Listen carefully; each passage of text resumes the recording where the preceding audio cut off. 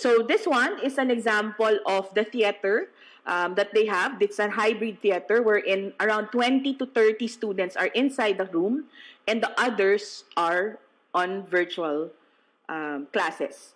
So here, you will see the interaction between the students and the teacher, but also you will observe that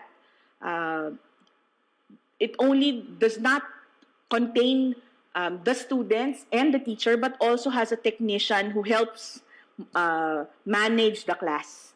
So we all want to have that, diba? I know that as a teacher, you want to be able to focus on teaching only and not think about other things. So if your school can give you a chance to have maybe a partner or another member of the community that can help you with the hybrid setup, then it would be, I think, a good way to start off your classes. Okay, so this one is a virtual classroom, but take into consideration that this particular class has different branches all over the country. Okay, so for example, you will see here in the picture that the members of the class are on the TV monitors or TV screens, and some are on site. So there is collaboration between people who are in different areas in the country and the people inside the classroom. And here's another view of the classes. So these are different looks on how a virtual classroom looks like with actual on-site students. So here a teacher has monitors in front of him and he's able to see the other members of the class.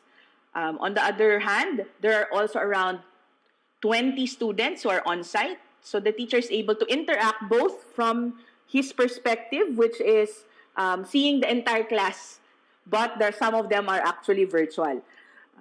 And then there are also areas in the school wherein there are monitors per table. So anyone in the virtual classroom can also talk to people on site. Okay, so the next one that I will be sharing is actually from Xavier School. We tried an actual Hyflex setup during our pilot classes. And what we did was to use a triple monitor setup. So here are the things that we use for the triple monitor setup. We have a projector monitor, which contains monitor number 2, a camera, the speakers, and then when you look at the second photo, you will see here a microphone to, of course, help those who are online to hear the people on site. And then we have another monitor, which is a TV or an LED monitor, which will contain the Zoom or the online students. If you look at you look at the computer that they are using, you will see that it's in monitor number 1. So you will see here the actual presentation that the teacher is sharing, and also the online students. So the teacher can interact both to the students on site and those who are online. So here's another view of how it looks like when you think about Hyflex or hybrid learning in the school. So I guess before you decide on the learning spaces that you want to be developing and also the infrastructure that you want to be building or changing or maybe enhancing, the very first thing that you should be asking yourselves are these particular questions. What is currently available in your school? Can you redistribute the available equipment that you have? Which is what we actually did. So we tried to see the devices or the computers that are available in Xavier and see if we can use that for the Hyflex setup. And if there are other equipment or devices that needs to be fixed, can you fix them? Will you be able to use them if you fix them? You can also maybe grab the chance to partner with any group or company to support your needs. I'm sure there are a lot of available resources out there or people out there who would be willing to help you make your Hyflex and hybrid classrooms better.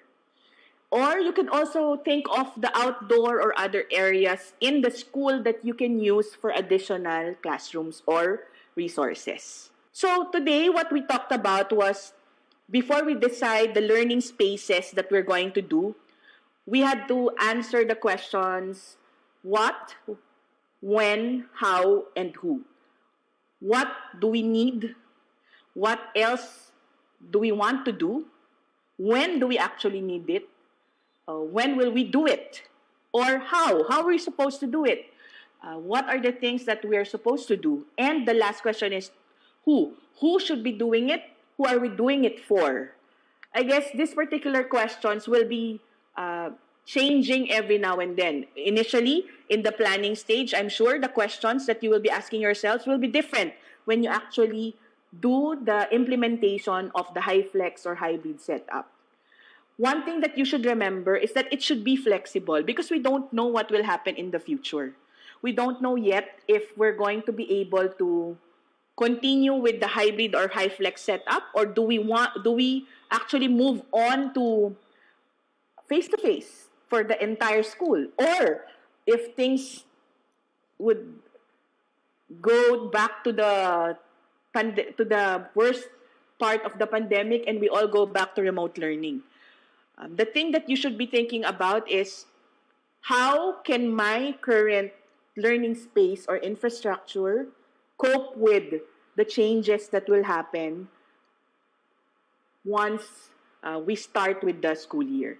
So I guess what we need to remember is to try to make it more flexible and try to be open to these particular situations.